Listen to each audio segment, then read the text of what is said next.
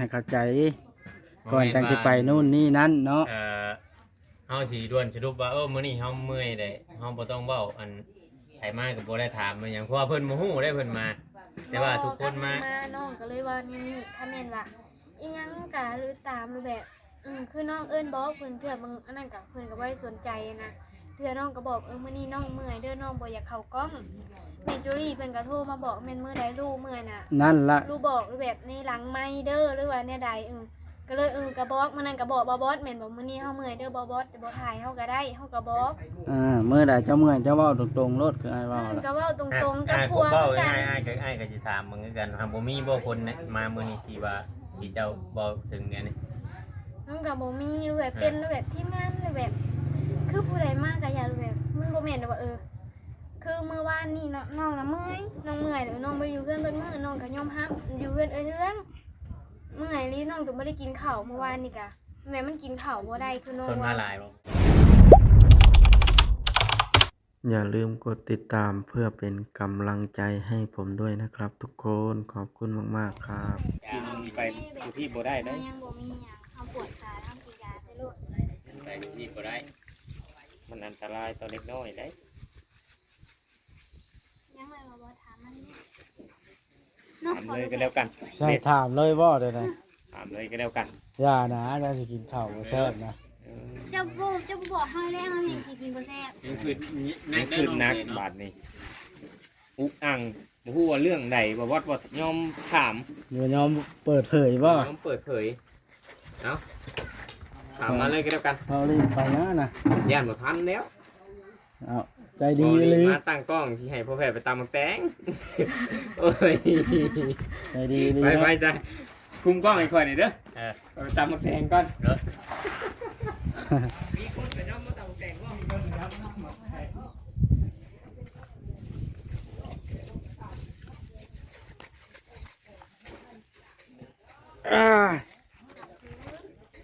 มื้อเช้านี่ไปใช้ตั้งแต่มื้อเช้านี่ลงของการบ้าน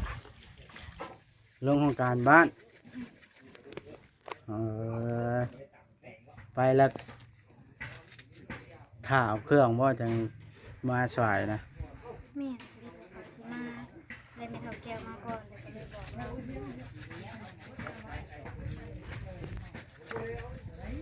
ก็เลยบ่ได้อยู่นึงเขาเนาะมื้อเช้านี่หมาเข้าไว้แล้วก็ลงหาก็มาบ่เข้านะเอา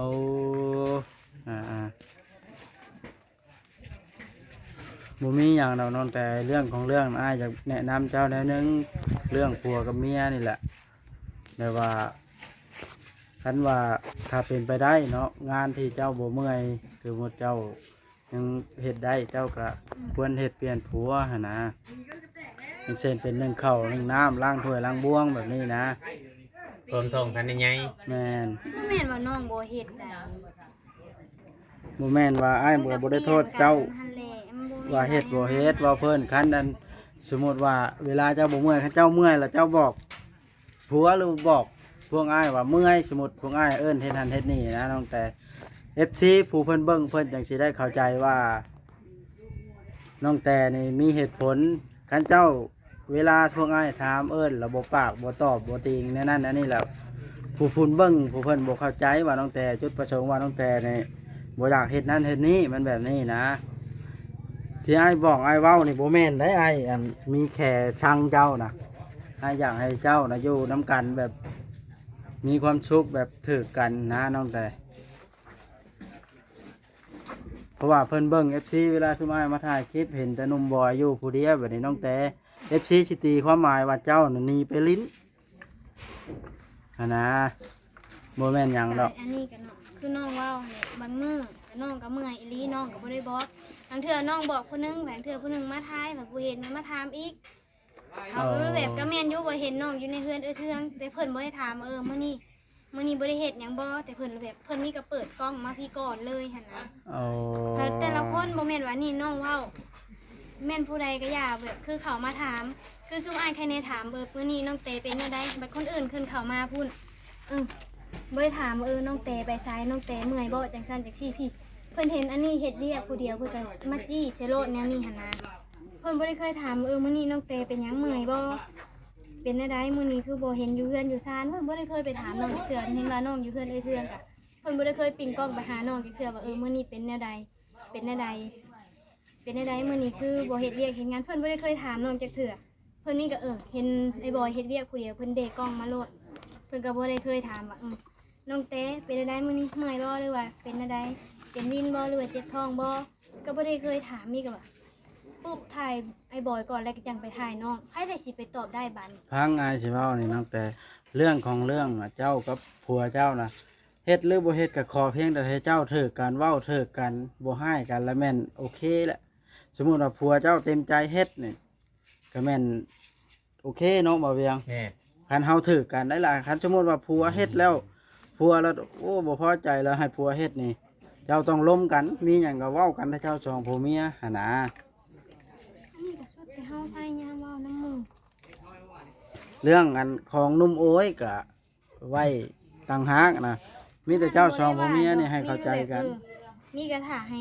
เพิ่นมาเองอ่ะนะเพราะว่าน้องก็บ่ได้ว่าหยัง เพราะว่าเรื่องของ เรื่องอันว่าง่ายว่าเรื่องผัวเมีย เรื่ แต่ อง ว่า ผัวเมีย เจ้า แต่นี่ก็เฮาเคลียร์กันเองเบิดเท่านั้น เว้าคือว่าอันคือน้องบอยเนี่ยเนาะเราก็คือเฮาบอกบัดเราก็ว่าบอกแต่บอกเจ้าก็แล้วเฮาก็สิ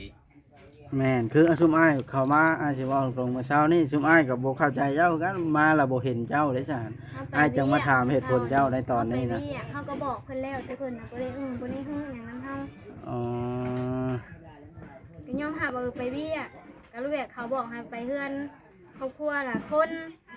ก็เลยได้ลงไป เรียกรวมก็ง่ายครับ เพิ่นก็มีแนวสิเว้านำและเพิ่นก็ยังบ่ได้เว้าเพราะว่ายังบ่ได้มา ตอนบ่ายได้ลงอีกก็ลงก็ไม่เท่าแก้วนี่แหละทวิตก็เลยไม่เท่าแก้วนะขึ้นมาก่อน อืมเจ้าอยากเฮ็ดหยังไปใช้ก็แล้วแต่น้องแต่ขอเพียงแต่เข้าใจกันกับผัวก่อนจังเฮ็ดหยังก็ได้มันจังบ่ผิดกันเด้อน้องแต่เด้ออันนี้อ้ายเว้าในฐานะผู้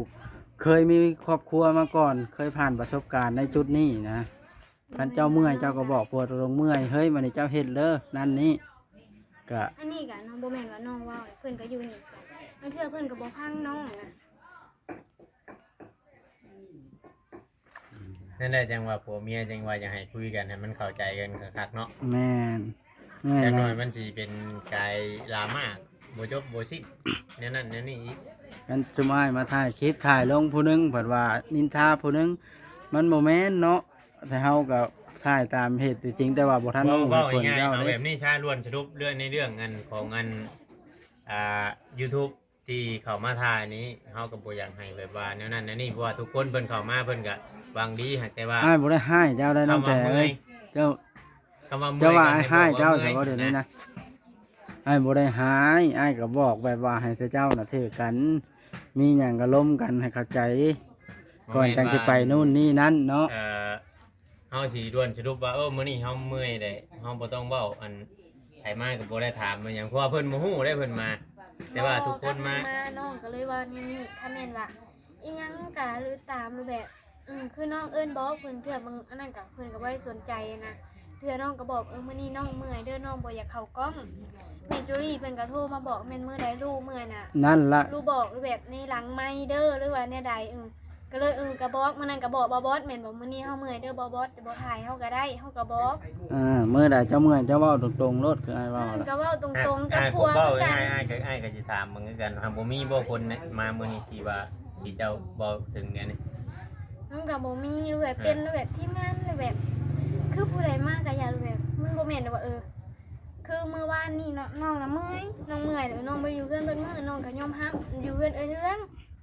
เมื่อยลีน้องต้องบ่ได้กินข้าวเมื่อวานนี่ก็แม่มันกินข้าวบ่ได้คือน้อง คนมา ว่า หลายบ่เมื่อวานนี่ก็เฮ็ด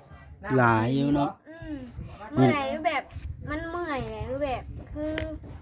น้องแบบรู้แบบคิดแน่รู้แบบคือเมื่อวานนี่คือน้องอย่าว่าน้ำผัวกับบ่นำ นี่แล้วน้องแต่คันอ้ายบ่บอกว่าให้คิดข้าวก่อนจังสิถามบ่ได้อ้ายถามโลดถามแล้วเพิ่นให้อ้ายบ่ได้ให้ยาวได้อ้ายเว้าแบบว่าให้เข้าใจกัน มีหยังก็เว้ากัน ให้ ไป ได้ เฮ็ดกินพุพอได้ เฮ็ดกินใช่ยาเว้าล่ะมีแต่ว่าขอเพียงแต่เจ้าเข้าใจกันตั้งแต่ ผัวเมียมีแต่ว่าเฮาคุยเข้าใจเจ้าน้อยว่าสมมุติว่าคือเจ้าเว้าแนวนี้บัดผัวเจ้าก็แนวนึงอีกมันจะบ่เข้ากันผัวเมียเฮาต้องคุยเข้ากันจังสิแบ่งเดือน พวกอื่นอย่างเช่นถ้าคอยนี่คือพวกอื่นล่ะเจ้ากับผัวขอเพียงแต่ถ้าเจ้าเว้าเข้าใจกับผัวเนาะบ่เรียง แม่น น้องอ่ะพยายามเว้าหรือแบบพิดกันสุดท้ายน้องก็แบบ อยากเว้านำ ๆ YouTube ก็สิมีการบอกกันเติมอีก แม่น คือเมื่อวานนี่น้องแหละน้องอยู่เพื่อนเทืองน้องลีดน้ำเทืองหมู่มาลีดน้ำน้องก็เลยว่าน้องถามแบบจะเป็นหยังจะให้ขอยบอกเสร็จมาเพื่อนก็บ่ตอบเพื่อนตอบว่าบ่ได้เป็นหยังมีก็บอกบ่ได้เป็นหยังบัดที่น้องมาน้องยืนอยู่เพื่อนผัดบ่ว่าน้ำน้องบัดนี้ นี่ล่ะเหตุผลแต่ละคนบ่หันหน้าคุยกันเนาะ มันคุยกันบ่ แม้ว่าหันหลังใส่กันแล้วเว้าทางไผทางมันละกลายเป็นอันว่าพวก YouTube นี่โจมตีภายในภายนึงเนาะบ่เพียง แม่น อะไรแบบอยากให้มันเข้าใจกันดูแบบเพื่อนก็อยู่แบบไกลพ่อไกลแม่เน้องมาอยู่น้ำเมีย ๆแบบความซุมเจ้ามันปรับความเข้าใจกันบ่ได้เดี๋ยวเมื่อเช้านี้คือ น้ำบอยเว้าไปอีกทางนึงเนาะ บ่อยเว้าก็ไปทางนึง มีแต่ว่า อย่างนี้แบบเพื่อนบ่ได้เอาหูใส่น้องเลยนะแบบมีกระบอกพังเมียทั้งนั้น มีแต่ว่าน้องแต่เฮ็ดกินข้าวนะอย่าเว้าล่ะซะนะอ้ายก็บอกซ้ำนั้นแหละอ้ายว่าสิกินข้าวอิ่มจังสิถามจังสิเว้าว่าแล้วพัดให้อ้ายถามก่อนให้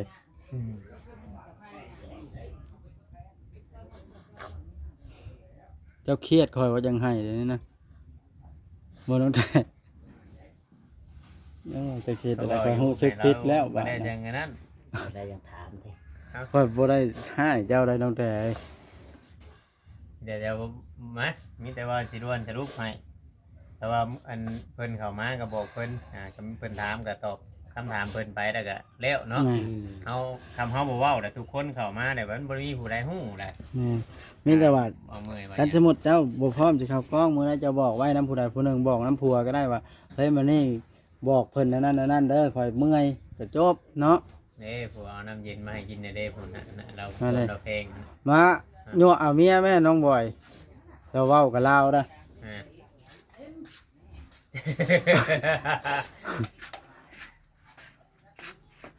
หอมแก้มพร้อมให้เรามิดนะ แล้วยางไป ไปไปเดี๋ยวเฮาก็ได้ปล่อยให้น้องเพิ่นนั้นนะเออ มาจังหน่อยแกงหน่อยเนาะสิบ่จุกฮะ ไปบ่ว่าถามเลยข่อยก็ได้ไปถาม โอ้ยพี่น้องเอ้ยต้องขอโทษน้องแต่หลายๆที่ไปบอกก่อนเพิ่นกินข้าวบ่แม่นหยังดอก เพราะว่าเหตุผลน่ะมันคนละอันนั้นพี่น้องเอ้ยโอ้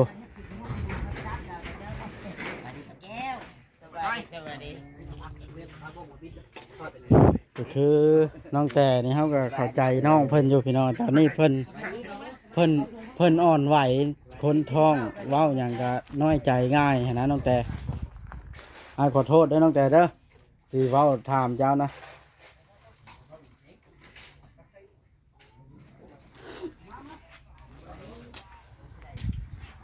หนุ่มบอยเห็นว่าเมียเจ้าบาดนะเจ้าอย่าเว้าด้านเว้านี่กับเมียเด้อลาให้น้อยใจง่ายเด้อ เจ้าเป็นผู้ชายเจ้าต้องเป็นผู้นักแน่นกว่าผู้หญิงนี่แน่ใดก็เป็นผู้หญิงอย่างหันละขนาดเพิ่นนั้นมันมีเด็กน้อยในท้องมันนี่เฮ็ดหยังก็ให้ง่ายเป็นเมียค่อยนะ เฮ็ดไม่ ค่อยคิดใส่เมียค่อยตอนเราท้องอะนะน้องบอยเจ้าต้องอดทน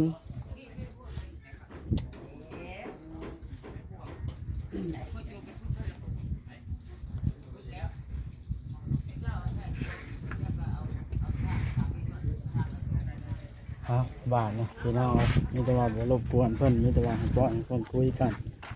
ทางบอกว่าเองก็บ่แม่นหยังดอกที่เว้าแนวนั้นออกไปก็เพราะว่ามาเมื่อเช้านี้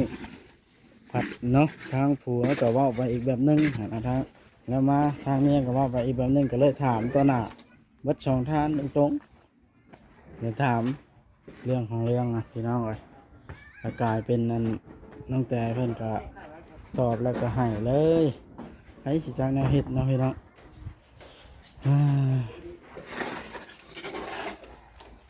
บ่ได้กินทั้งนั้นบาดนี่แกงหน่อไม้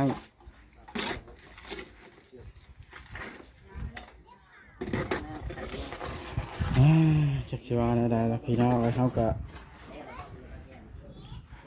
รู้สึกอีตนสงสารเพิ่นแล้วน้องแต่ก็ได้เนาะเฮาเข้ามาก็ได้เฮาอยากให้เพิ่นเข้าใจกันอยากให้เพิ่นเข้าใจกันกับผัวน่ะเนาะเพราะว่าเข้ามาผัวเพิ่นเว้านั่นนึงสิมาถามเมียก็เว้านั่นนึงเฮาก็เลยบอกมีหยังก็ให้เพิ่นเว้าออกมาโลดนะเนาะว่าสิบ่ถามเพิ่นแล้วแต่ว่าเพิ่นก็ยังคุมว่าสิกินข้าวกินน้ำจังสิไปคอยบอกเพิ่นจักเจือว่าคิดในใจหั่นนะพี่น้องแล้วก็ไปเว้าตอนเพิ่นสิแกงไม่กินข้าวว่าโอ้ยรู้สึกผิดแล้วพี่น้องแล้วก็วัดก็บอกเป็นหยังจังบอกในฐานะเฮาผูกเข้ามาเนาะ FC คำบ่บอกต่อหน้าไว้เพราะว่าสมมุติน้องแต่ยังเฮ็ดคือเก่าไผว่าเป็นหยังคือบ่บอกน้องเพิ่นแน่หั่นนะมันหลายคนหลายเว้าพี่น้องจักสิเฮ็ดได้ทางบ่วัดก็ได้เอาตกจังงั้น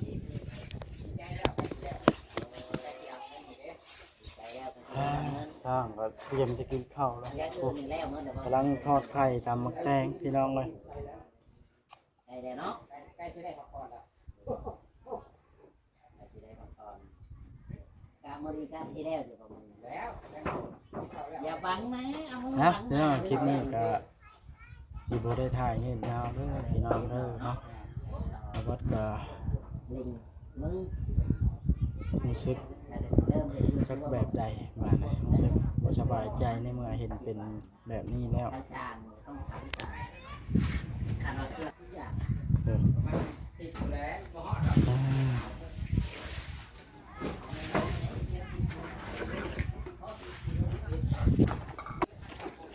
ลุงบอยเพิ่นกะเว้าในมุมของเพิ่นบ่คิด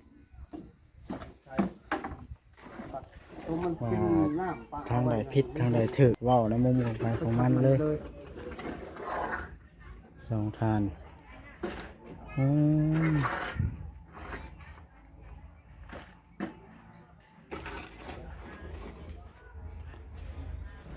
ว่าเจ้าชาแนลเฮาก็ได้มาเบิ่งกันอันนี้บ่อาหารนะบ่จอยคักแทะสมพักทอดไข่สุดยอดนะนี่แล้ว โมแม่ไปกินก่อนเลย ผู้ใดสิกินซีมซื่อ เดี๋ยวเฮียบอลเห็นหมดแล้ว ทอดพักอีกโอ้บ่พักอีก ทอดพักคือบ่ต้มเหมา เอาเป็นญาติมั้งไอ้คือเห็ดอีกเป็นพวกทอด อืม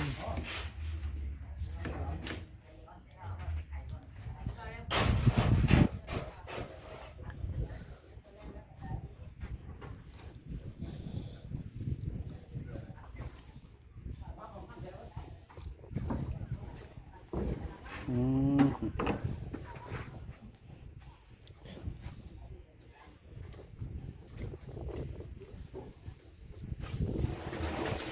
เล็กน้อยมาเบิ่งแล้วก็ชีวิตน้องแต่พ่อแม่ก็บ่มีน้อยพ่อแม่ก็บ่มีผัวก็มีพ่อมีแม่ก็อยากให้ผัวเอาใจเบิ่งลาวก็ได้พี่น้องเอ้ยเพราะว่าเว้าตรงๆเลยนะรู้สึกสงสารน้องแต่ความตรงๆก็ได้เฮ็ดหยังก็สิผิดไปเบิดคืออ้ายมาอยู่ก็คือเห็นนะครับพี่น้องกำลังโทรเบาลาวมาเคลียร์อยู่ที่นี่ครับเบิ่งเด้อว่าเรื่องมันสิเป็นได้บ่บอสก็คันสิเว้าไปสิหาว่าบ่บอสเว้าเป็นพี่น้องครับเบิ่งเบาลาวก็มาเคลียร์ตั้งแต่เพิ่นก็ภูมิใจเรื่องอ้ายแน่ตอนนี้ครับเบิ่งจังมาโอเคได้ยังไผทอดพังอะนะ แม่ ตัวบต้มเมา พัดเอาก็ว่ากัน อุ้ยพอแพทย์ตั้งหาเฮ็ดแต่ไปทั่วอยู่หัด จับบ่ก่อนนี่แหละเกินนะ โอ้ชาติว่ามันกว้างพี่แล้วนะแม่ ปัด เก็บนะบ่เก็บมันคุคักๆไปหน่อย เย็นแห้ง